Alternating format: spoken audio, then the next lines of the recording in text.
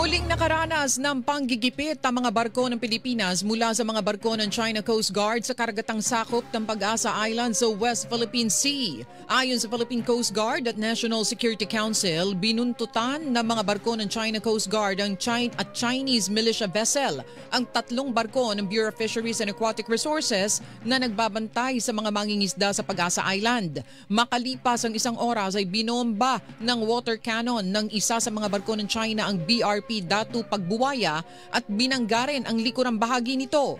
Yung China Coast Guard karoon ng aggressive actions doon sa ating against doon sa mga BFAR vessels natin sa Pag-asa. Remember, ito yung mga vessels natin na para sa kadiwa, para sa mga bayaning mangingisda. They fired water cannons and then niram nila yung isang barko natin doon. Hindi pa ito yung reports but ang sabi is may damage. Mariin namang kinundina ng pamahalaan ang panibagong panghaharas ng China at binigyan diin na hindi sila magpapatinag.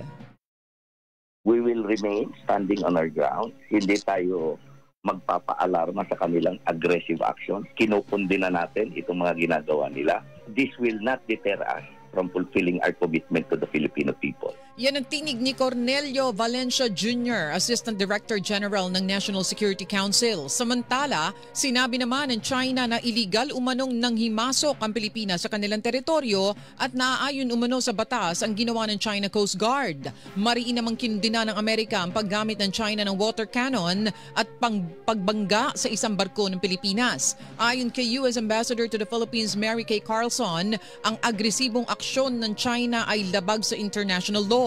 Pinuri naman ng Amerika ang kahangahangang tapang at kasanayan ng crew ng barko ng Pilipinas sa harap ng mapanganib na aksyon ng China.